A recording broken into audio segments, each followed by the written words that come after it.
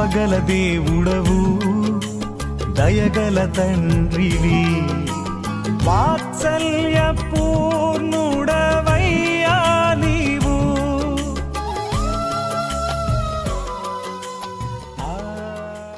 ఈరోజు అబద్ధ ప్రవక్త ఎవరు?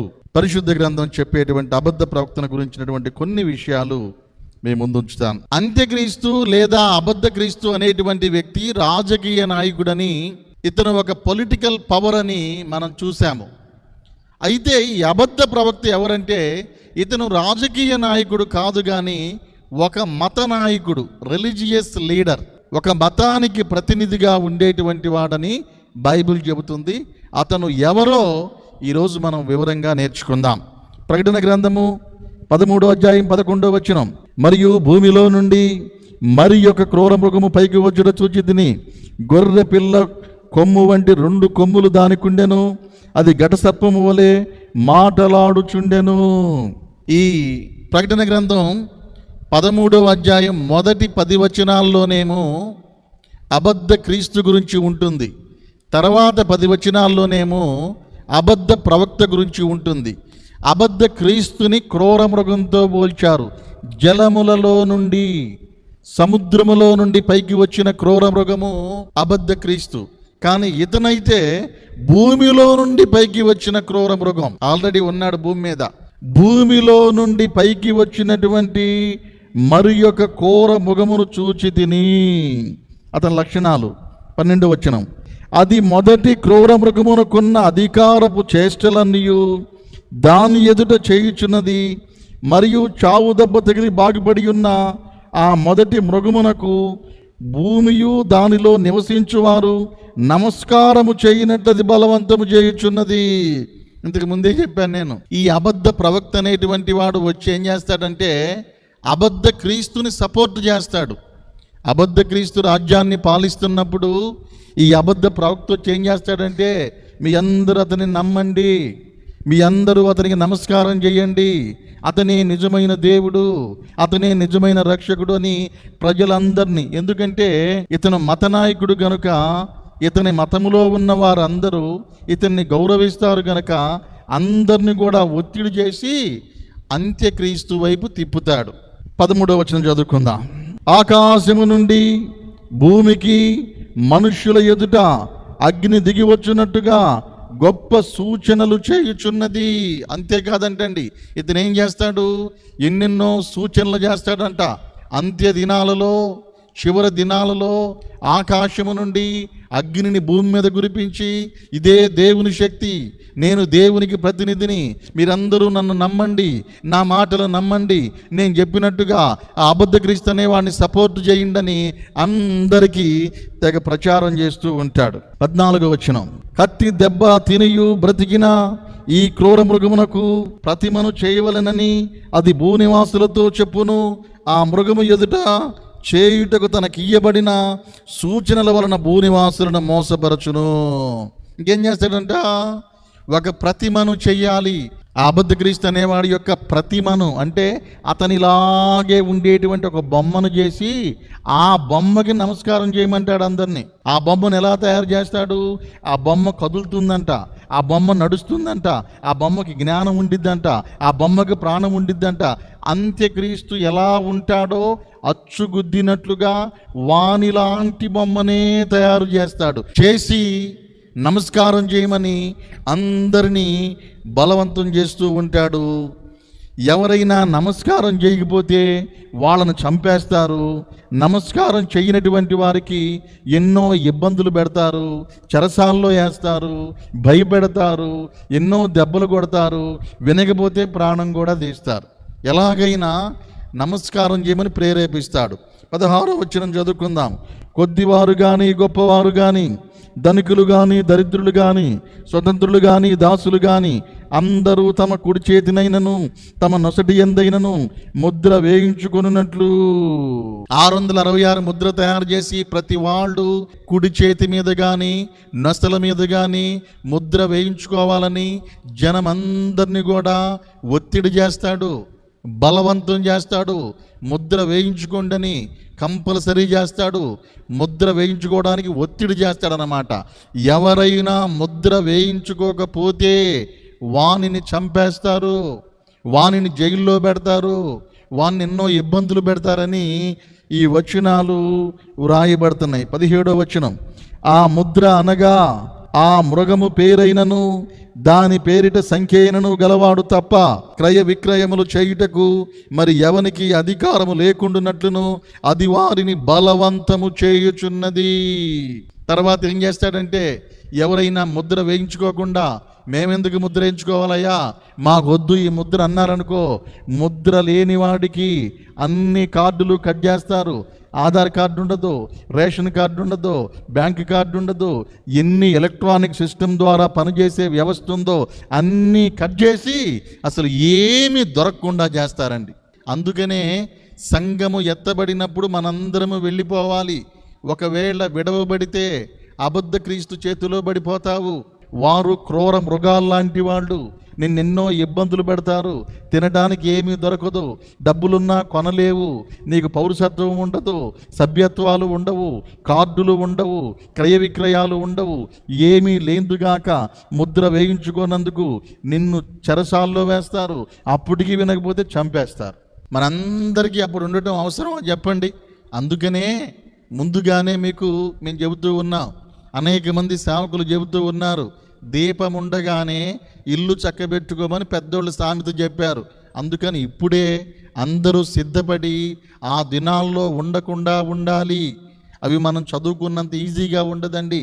ప్రాక్టికల్గా వెరీ డేంజరస్ డేస్ అన్నమాట. ఎందుకు బ్రతుకుతున్నామా, ఎందుకు పుట్టామా అని ఆ రోజున గుండెలు బాదుకొని ఆడవలసి వచ్చింది. అంత భయంకరమైనటువంటి ప్రెజర్ మన మీద పెడతారు. మరి ఈ అబద్ధ ప్రవక్త ఎవరు? ఈ అబద్ధ ప్రవక్త గురించి బైబిల్ ఏం చెబుతుంది? ఇతన్ని ఎలా గుర్తుపెట్టాలి అంటే చూద్దాం రండి. ప్రకటన గ్రంథము 17వ అధ్యాయము 3వ వచనం, అప్పుడతడు ఆత్మవశుడైన నన్ను అరణ్యమునకు కనుపోగా దేవదూషణ నామములతో నిండుకొని 7 తలలను 10 కొమ్ములను గల ఎర్రని మృగము మీద కూర్చున్న ఒక స్త్రీని చూచి తిని. ఒక భయంకరమైన క్రూర మృగం అంటండి. ఈ భయంకరమైనటువంటి క్రూర మృగము మీద ఒక స్త్రీ కూర్చొని ఉంది. ఆ స్త్రీ ఎవరో మహాబబులోను వేశ్య అనే టాపిక్ చదువుకుంటాము, అప్పుడు చెప్తాను. ఇప్పుడు మనకు కావాల్సింది ఏంటంటే క్రూర మృగము. ఈ క్రూర మృగానికి కొన్ని గుర్తులు చెప్పాడు. ఏం గుర్తులు చెప్పాడంటే 7 తలలు 10 కొమ్ములు ఈ క్రూర మృగానికి ఉన్నాయి. 7 తలలంటే ఏంటి, 10 కొమ్ములంటే ఏంటి? 7 తలలను ఎలా అర్థం చేసుకోవాలి, 10 కొమ్ములను ఎలా అర్థం చేసుకోవాలంటే దేవుడే వాక్యంలో చెబుతున్నాడండి. పరిశుద్ధ గ్రంథంలో నుంచి ప్రకటన గ్రంథం 17వ అధ్యాయము 9వ వచనాన్ని చదువుకుందాం. ఆ దూత నాతో ఇట్లనెను, నీవేలా ఆశ్చర్యపడితివి, ఈ స్త్రీని గూర్చిన మర్మమును, 7 తలలను 10 కొమ్ములను కలిగిన దానిని మోయుచున్న క్రూర మృగమును గూర్చిన మర్మమును నీకు తెలిపెదను. 7 తలలు అంటే ఏంటి, 10 కొమ్ములు అంటే ఏంటి? ఇది మర్మంగా రాయబడింది. మర్మము గనుక ఒక దేవదూత వచ్చి ఆ మర్మము యొక్క గుట్టు విప్పుతున్నాడు. దేవదూత భక్తునికి తెలియజేస్తున్నాడు 7 తలలంటే ఏంటి, 10 కొమ్ములంటే ఏంటి అనగా 9వ వచనంలో ఉంది. ఇందులో జ్ఞానము గల మనస్సు కనబడును. ఆ 7 తలలు ఆ స్త్రీ కూర్చున్న 7 కొండలు. 7 తలలు 7 కొండలు అంటండి.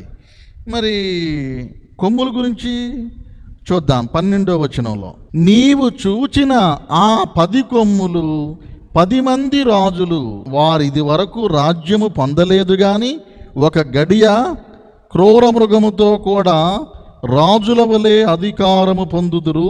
వీరేకాభిప్రాయము గలవారై తమ బలమును అధికారమును క్రూర మృగమునకు అప్పగింతురు. ఇక్కడ 7 తలల గురించిన మర్మం చెప్పాడు, 10 కొమ్ముల గురించిన మర్మం చెప్పాడు. 7 కొండల మీద కట్టబడినటువంటి గొప్ప పట్టణాలు 2 ఉన్నాయి. ఒకటేమో రోము, రెండోదేమో యెరూషలేము. యెరూషలేము కూడా 7 కొండల మీద కట్టబడింది. కానీ ఇది యెరూషలేమును గురించిన ప్రవచనం కాదు. ఇది ఎవరి గురించి చెబుతున్నాడు? రోమ్ పట్టణం గురించి. ఈ అబద్ధ ప్రవక్త అనేటువంటి వాడు రోమ్ పట్టణానికి చెందినటువంటి వాడు. మరి 10 కొమ్ములేంటి? 10 కొమ్ములు ఏంటి అనగా, చివరి దినాలలో 10 మంది రాజులు వస్తారంట. వీరే ఐరోపా సమాజము. ఈ 10 మంది రాజులు కలిసి ఏం చేస్తారంటే అధికారం అంతా తెచ్చి వీళ్ళకి అప్పగిస్తారు. ఈ 10 రాజ్యాల్లో ఇటలీ కూడా ఉంది. ఇప్పుడు ఇటలీ రాజధాని రోమ్ అన్నమాట. ఈ 10 మంది రాజులు కలిసి అధికారం తెచ్చి వీళ్ళకి అప్పగిస్తారు. అంటే ఈ అబద్ధ ప్రవక్త అనేటువంటి వ్యక్తి ఎక్కడ నుండి వస్తాడయ్యా అంటే రోమ్ పట్టణం నుండి వస్తాడు. రోమ్ పట్టణంలో ఉన్నటువంటి మతాధికారి ఎవరంటే పోప్. అంటే అబద్ధ ప్రవక్త ఎవరు అంటే ఈ పోప్ అన్నమాట. ఈ పోప్ ఏం చేస్తాడు? 7 సంవత్సరాలు శ్రమలు జరిగేటప్పుడు ఈ భూలోకంలో వాళ్ళందరిని కూడా అంత్యక్రీస్తు వైపు తిప్పి వాడికి సపోర్ట్ చేసి వానితో కలిసి ఉంటాడు. ప్రారంభంలో ఈ ప్రపంచాన్ని సిరియా వాళ్ళు పాలించారు. సిరియా వాళ్ళు పాలించిన తర్వాత కొంతకాలానికి ఈజిప్ట్ వాళ్ళు వచ్చారు.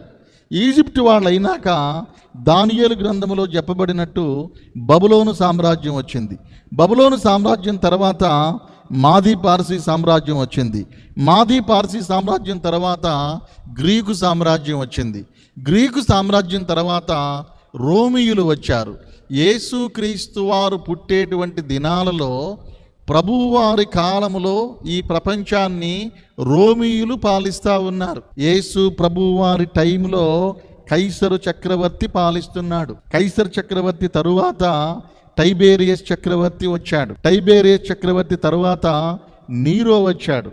నీరో తర్వాత గాల్బా అనే చక్రవర్తి. ఆయన తర్వాత ఓతో, వెటోరియస్, వెస్పేషియస్, టైటస్, డొమిషియస్, డైక్లోషియన్ అని చాలామంది పరిపాలించారు. యేసు ప్రభు వారి కాలంలో చాలామంది చక్రవర్తులు క్రైస్తవులని హింసించారండి. నీరో చక్రవర్తి అయితే అనేక మందిని చంపాడు. పౌలు గారి తల నరికి చంపారు రోములో. పేతురు గారిని కూడా తలక్రిందులుగా సిలివేసి చంపారు.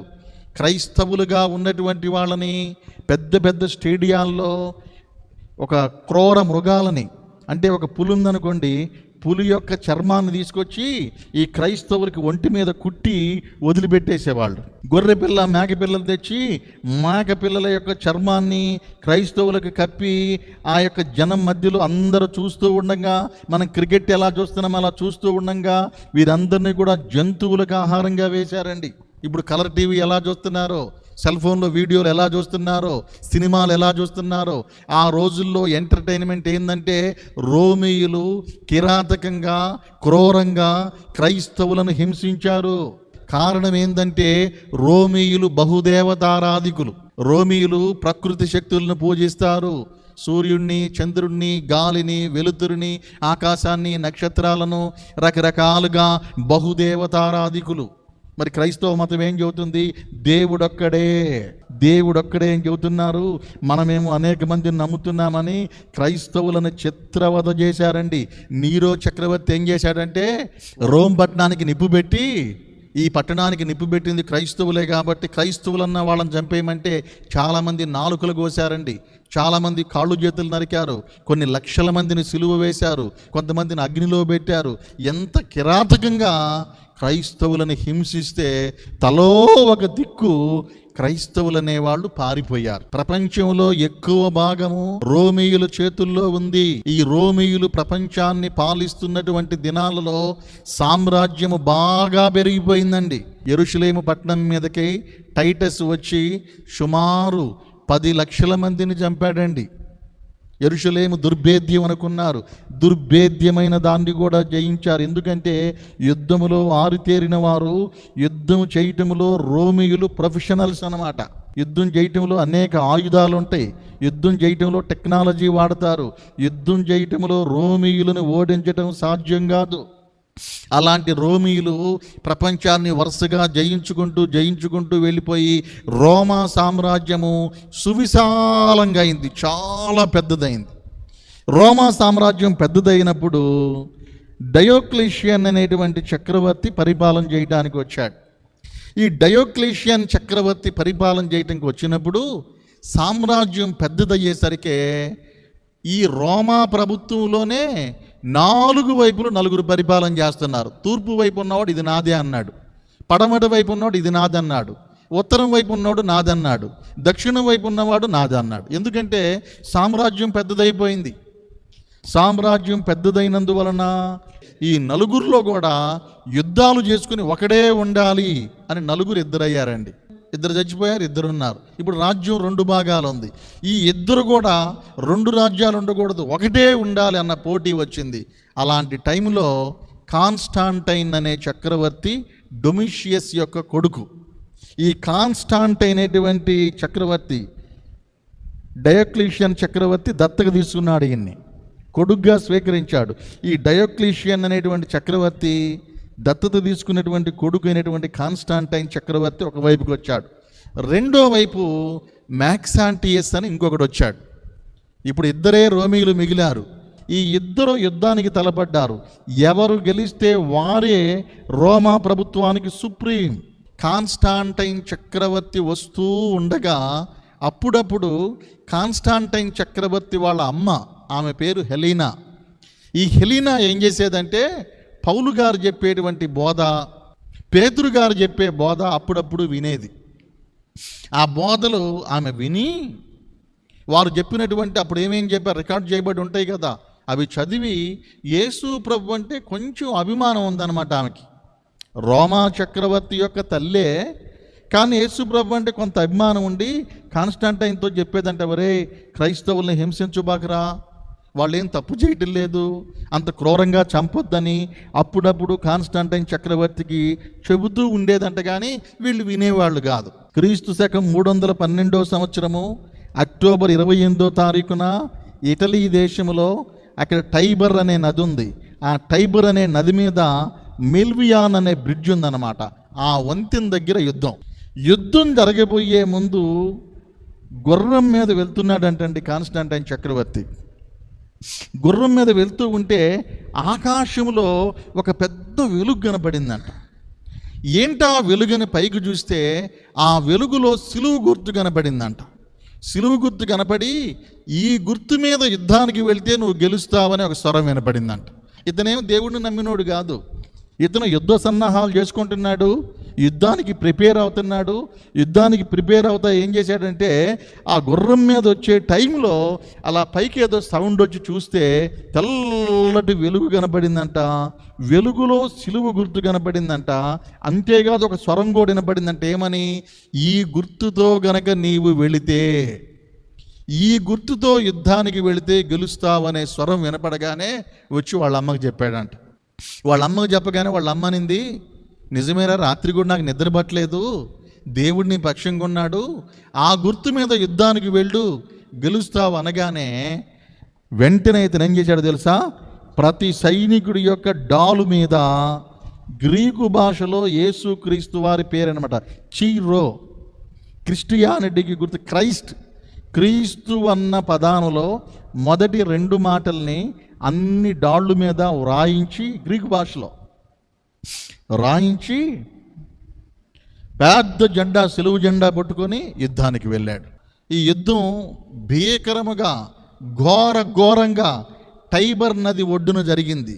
అందరూ ప్రాణాలకు తెగించి, మ్యాక్సెంటియస్ ఏమో అతను చక్రవర్తి అవ్వాలని, ఇటువైపునేమో కాన్స్టాంటైన్ చక్రవర్తి అవ్వాలని ఇద్దరు భీకరంగా సైన్యాలు పోరాడుకుంటే చివరికి ఏం జరిగిందంటే కాన్స్టాంటైన్ చక్రవర్తి సైనికుల దెబ్బకి వాళ్ళు నిలబడలేక ఆ మిల్వియాన్ అనే బ్రిడ్జి దగ్గర బోలెడు మంది చచ్చిపోయారంటండి.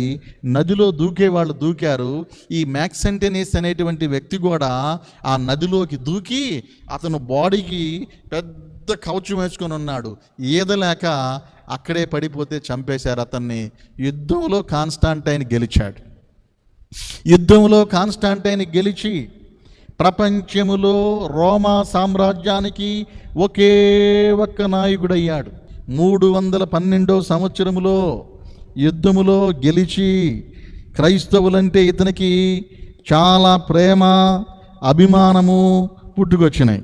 పుట్టుకొచ్చిన తర్వాత సంవత్సరం తర్వాత 313వ సంవత్సరములో ఎడిక్ట్ ఆఫ్ మెలైన్ అనేటువంటి ఒక డిగ్రీ జారీ చేశాడు. ఆ జీవోలో ఏముందంటే, ఇప్పటిదాకా మనం క్రైస్తవులను హింసించాము, చంపాము, ఇక నుండి క్రైస్తవులను హింసించొద్దు, చంపొద్దు, వాళ్ళ ప్రార్థనలు వాళ్ళని చేసుకొనిండని ఆయన డిగ్రీ జారీ చేశాడు. యేసుక్రీస్తు వారు చనిపోయిన దగ్గర సుమారు 300 సంవత్సరాలండి.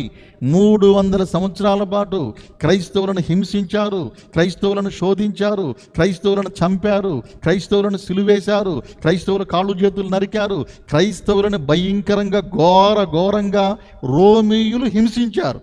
ఇప్పుడు దేవుడు ఏం చేశాడంటే, అదే రోమా చక్రవర్తిని పట్టుకోగానే ఆయన ఏం జీవో ఇచ్చాడంటే, క్రైస్తవుల జోలికి వెళ్ళొద్దు, వాళ్ళ ప్రార్థనలు వాళ్ళను పెట్టుకొనియండి, వాళ్ళ జోలికి మీరు వెళ్ళొద్దు అని ఇతను క్రైస్తవులకు స్వేచ్ఛ ఇచ్చాడు. ఎప్పుడైతే క్రైస్తవులకు స్వేచ్ఛ ఇచ్చాడో, క్రైస్తవులకు స్వేచ్ఛ ఇచ్చిన తరువాత ఒక 10 సంవత్సరాలకి ఇతను కూడా క్రైస్తవుడుగా మారిపోయాడు. క్రైస్తవ మతాన్ని స్వీకరించి క్రైస్తవుడిగా మారిపోయి ఇక వెంటనే ఏం చేశాడో తెలుసా? ఈ 313లో డిగ్రీ జారీ చేసినట్టుగానే 10 సంవత్సరాల తర్వాత ఇతను క్రైస్తవుడిగా మారి ఇక క్రైస్తవ్యాన్ని రోమా ప్రాంతంలో విస్తరింపజేసి క్రైస్తవ మతాన్ని అఫీషియల్ రిలీజియన్ చేశాడు. పేతురు గారు ఏ స్థలంలో చనిపోయాడో ఆ స్థలంలో పెద్ద చర్చి కట్టాడు. అదే ఈరోజు వాటికన్ సిటీ. ఈ వాటికన్ సిటీలో ఉన్నటువంటి పేతురు గారి సమాధి మీద కట్టబడిన సెయింట్ పీటర్స్ బస్సాలికా అనేటువంటిది 10 లక్షల మంది బట్టే చర్చ్ అండి. అది 10 లక్షల మంది బట్టేటువంటి పెద్ద మార్వలస్ ప్లేస్ని ఇతను కట్టి, ఇతను కూడా బాప్తిస్మం తీసుకొని ఇతను క్రైస్తవుడుగా మారిపోయాడు. అంతేకాకుండా వీళ్ళ అమ్మగారు ఉంది, ఆమె పేరు హెలినా. ఈ హెలినా ఏం చేసింది?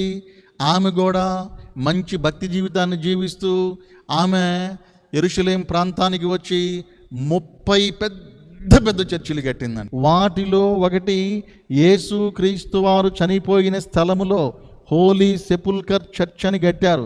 చాలా పెద్దది అది. యెరూషలేము వెళ్ళిన ప్రతి ఒక్కరు కూడా హోలీ సెపుల్కర్ చర్చికి వెళ్లకుండా ఉండరు. కలవరి కొండ దగ్గర ఈ చర్చిని ఒక ఎన్నో ధనం ఖర్చు పెట్టి కట్టింది ఆమె. అంతేకాకుండా యేసుక్రీస్తు వారి సిలువలను కూడా ఎక్కడున్నాయని కనిపెట్టిందంట. రోమియులు విగ్రహారాధికులు, బహుదేవతారాధికులు. ఆయన ఏం చేశాడంటే, మన రోమియుల దేవాలయాలన్నింటిలో కూడా ఆ బొమ్మలు తీసేసి యేసుప్రభు బొమ్మ పెట్టమన్నాడంట. హెలినా ఏం చేసిందో తెలుసా? యేసుక్రీస్తు వారి బొమ్మను పెట్టే టైంలో ఆమె చిన్న మార్పు చేసింది. అప్పుడు ఆమె ఒక ఆలోచన చేసి ఏం చేసిందంటే, మరియమ్మ గారి బొమ్మ అంటే ఆడామ బొమ్మ పెట్టి యేసుక్రీస్తు వారిని సంకలో పెట్టిందంట. చక్రవర్తి అడిగాడు అనుకో, యేసుప్రభు బొమ్మ పెట్టారా? పెట్టామండి. ఎక్కడ పెట్టారు? మీరు పెట్టమన్న కాడ పెట్టామండి. కానీ వాస్తవంగా ఎలా పెట్టారు? మరియమ్మ బొమ్మ పెట్టి ఆ మరియమ్మ గారి సంకలో యేసుప్రభు పెట్టినట్టుగా పెట్టి, యేసుప్రభు కంటే మరియమ్మ తల్లినే ఘనపరిచేటట్లుగా ఆమె ఏర్పాటు చేసింది. ఎందుకంటే ఆమె స్త్రీ కదా. అలా ఏర్పాటు చేస్తే అదే ఆచారం కంటిన్యూ అవుతునేసరికి కాన్స్టాంటైన్ చక్రవర్తి ఏం చేశాడంటే, ఇంకా యేసు ప్రభుని అంటే మందిరంలో సేవ చేసే వాళ్ళకి జీతాలు ఇవ్వటము, వాళ్ళకి అధికారం ఇవ్వటము, వాళ్ళకి పెత్తనం ఇవ్వటము, వాళ్ళకి ట్యాక్స్ లేకుండా చేయటము, వాళ్ళకి ఆధిపత్యం ఇవ్వటము, వాళ్ళందరికి కూడా ఈయన సన్యాసం పుచ్చుకొని అధికారం మొత్తం చర్చికే ఇచ్చాడు. అన్నీ వాళ్ళే చేయాలి. అంటే ఏమైంది? సేవ చేసేటువంటి సేవకులకి అధికారం ఇచ్చేసరికి రాజకీయం ప్రవేశించింది. ఓటింగ్ పెట్టి ఎవరు లీడర్ అయితే అతనే బిషప్. బైబిల్ ప్రకారం ఏంటి? బైబిల్లో దేవుడు తన సేవకు ఏర్పాటు చేసుకున్న వాళ్ళు ఉన్నారు, సేవ పిలుపు కలిగిన వాళ్ళు ఉన్నారు, లేవి గోత్రికులు ఉన్నారు, యాజకులు ఉన్నారు. వాళ్ళు చేయటం కాదు. ఇప్పుడు రాజకీయం వచ్చింది సంఘంలోకి రాజకీయం వచ్చి ఓటింగ్ పెట్టారు. ఎవరు గెలిస్తే వాళ్ళే. ఇక అన్యులు ప్రవేశించారు, విగ్రహారాధికులు ప్రవేశించారు, పాపులు ప్రవేశించారు. అందరూ ప్రవేశించి అధికారం కోసం కొట్లాడుకొని అందరూ కూడా దైవ విరోధమైన కార్యాలు చర్చిలోకి ప్రవేశించినాయండి. ఆ విధంగా ఆ రోమా ప్రభుత్వము చేత ఇటలీ దేశంలో ఉన్న వాటికన్ సిటీలో బిషప్గా ఎన్నుకోబడే వారినే పోప్ అంటారన్నమాట. ఈ పోపు సామాన్యమైన వ్యక్తి కాదు. పోపు చాలా పవర్ఫుల్ అన్నమాట. వాస్తవంగా ప్రపంచంలో ధనవంతులందరికంటే ఎవరయ్యా అంటే మనోళ్ళు ఒక నలుగురు ముఖ్యమైన వాళ్ళు ఉన్నారండి. ఈ జెఫ్ బెజోస్ పేరు కానీ, బఫెట్ పేరు కానీ, జుకెన్బర్గ్ పేరు కానీ, ఎలాన్ మస్క్ పేరు కానీ, బిల్లీ గ్రామ్ పేరు కానీ చెబుతారు. కానీ వాస్తవంగా ప్రపంచం అందరికంటే ధనవంతులు ఎవరయ్యా అంటే పోప్. ప్రపంచంలోనే ధనవంతుడు పోప్ అండి. పోపుని మించిన ధనవంతుడు ఈ భూమి మీద ఎవరూ లేరు. పోపుని దేవుడితో సమానంగా భావిస్తున్నారు. ఏ దేశానికి పోపు వెళ్తాడో ఆ పోపుని రిసీవ్ చేసుకోవడానికి ప్రధానమంత్రి వస్తాడు. కానీ అమెరికా ప్రధానమంత్రి గనక మరి వాటికన్ వెళ్ళాడనుకో, రిసీవ్ చేసుకోవడానికి పోపు రాడు. పోపు ఎవరంటే దేశాధినేతల కంటే పవర్ఫుల్ అన్నమాట. ప్రపంచంలో మేజర్ ఆస్తి వాళ్ళ చేతుల్లో ఉంది. వాళ్ళ సంఘ సభ్యులు కూడా సుమారు 150 కోట్ల మంది ఉంటారని అంచనా. అంత పవర్ఫుల్ పర్సన్గా పోప్ అయ్యాడు. అతను ఏం చేస్తాడు అంటే వాళ్ళకి బైబిల్ తెలియదు, అధికారమే. ఈ పోప్ అనేటువంటి వాడు ఏం చేస్తాడంటే చివరి దినాలలో చివరి 7 సంవత్సరాల్లో అంత్యక్రీస్తుతో కలిసిపోతాడు. అంత్యక్రీస్తుని సపోర్టు చేసి జనమందరిని అటు తిప్పేస్తాడు, ప్రజలందరినీ అటు తిప్పేస్తాడు, అద్భుతాలు చేస్తాడు, మహత్కార్యాలు చేస్తాడు. ఈ చివరి దినాల్లో ఇప్పుడు ప్రజెంట్ ఒక ఆయన పోపుగా ఉన్నారు, ఆయన దిగిపోతే ఇంకొక ఆయన ఎక్కుతారు. కానీ 3వ ప్రపంచ యుద్ధము జరిగే టైంలో ఎవరు పోపుగా ఉంటారో వారే అబద్ధ ప్రవక్త. అబద్ధ ప్రవక్త ఎవరు అనగా భూమిలో నుండి వచ్చిన క్రూర మృగము. ఈ క్రూర మృగానికి 7 తలలున్నాయి, అనగా 7 కొండలు. ఈ 7 కొండలకి రోమ్ పట్టడం గుర్తు. మరి ఈ క్రూర మృగానికి 10 కొమ్ములు ఉన్నాయి. 10 కొమ్ములు ఐరోపా యూనియన్కి గుర్తు. ఈ ఐరోపా సామ్రాజ్యంలో ఉన్న 10 దేశాలు కూడా ఇతన్నే సపోర్ట్ చేస్తాయి. ఇప్పుడు కనుక మీరు చూస్తే ఈ ఐరోపా ఖండములో ఉన్న దేశాలన్నీ కూడా పోప్ ఆజమాయిషీలోనే ఉంటాయి. అక్కడ క్యాథలిక్స్ ప్రభావం ఎక్కువగా ఉండిద్ది. ప్రపంచం అంతా కూడా ఎక్కువగా ఉండిద్దండి. ప్రపంచం అంతా కూడా అతనికి అథారిటీ. నువ్వెంత పెద్ద దైవజనుడు అయినా, ఎన్ని లక్షల మందిని దేవుడి కాడికి నడిపించినా నిన్నెవరూ పట్టించుకోరు. అదే పోప్ వచ్చాడంటే ప్రధానమంత్రి దిగి వస్తాడు. అధికారికంగా అథారిటీ ఉండిద్ది. కనుక అంత్యక్రీస్తు ఎవరు అంటే ఒక అరబ్ అని చెప్పుకున్నాం. అబద్ధ ప్రవక్త ఎవరు అంటే అబద్ధ ప్రవక్త తప్పనిసరిగా పోప్ అవుతాడు. ఈ పోపు ఎవరితో కలుస్తాడు? అంత్యక్రీస్తుతో కలుస్తాడు. ప్రజలందరినీ ఒత్తిడి చేస్తాడు. ఇప్పుడు గనక చూస్తే ఐరోపా యూనియన్లో ఇటలీ ప్రధాన దేశంగా ఉంది. ఈ ఇటలీ దేశం ప్రధాన దేశంగా ఉంది. ఆ చుట్టుపక్కల ఉన్న 10 దేశాలోళ్ళు కూడా పెత్తనమంతా ఇతనికే ఇచ్చేస్తారు. ఇతనికి ఎక్కడికి వెళ్ళినా గౌరవ మర్యాదలు ఉంటాయి. ఏ దేశంలోకి వెళ్ళినా ఆస్తులు ఉంటాయి. ఇప్పుడు దుబాయ్ షేక్ కూడా దుబాయ్లోనే ఆస్తి ఉండేది, కానీ అమెరికాలో ఉండదు. ప్రపంచంలో ఏ మనగాడికైనా వాళ్ళ ప్రాంతంలో ప్రాబల్యం ఉండిద్ది. ప్రపంచం అంతా తిరుగులేని ప్రాబల్యం ఉంది పోపు ఒక్కడికే. అది ముస్లిం దేశం అవని, క్రిస్టియన్ దేశం అవని, ఏ దేశం అన్నావని, బౌద్ధ దేశం అయినావని, మతానికి సంబంధం లేదు, రాజకీయ పార్టీకి సంబంధం లేదు. పోపు వచ్చాడంటే అందరు దిగి వస్తారు. కారణం ఏంటంటే రాజకీయ శక్తి అతని వెనక ఉంది, మత శక్తిగా అతను వర్ధిల్లుతూ ఉన్నాడు. కనుక మరి దేవుని బిడ్డలారా, మరి ఆ చివరి దినాల్లో మనం ఉండకూడదు, విడవబడకూడదు. కనుక అందరూ కూడా ఇప్పుడే సిద్ధపడి ప్రభు రాజ్యం చేరుదుముగాక.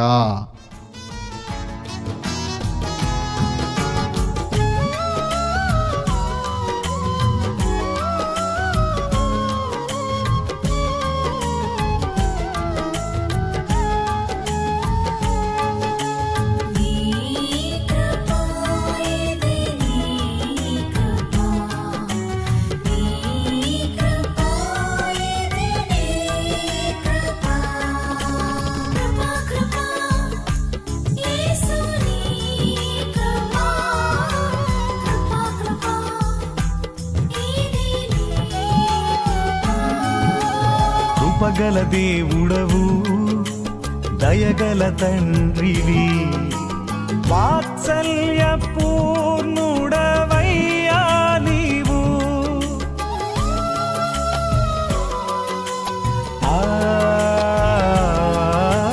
కృపగల దేవుడవు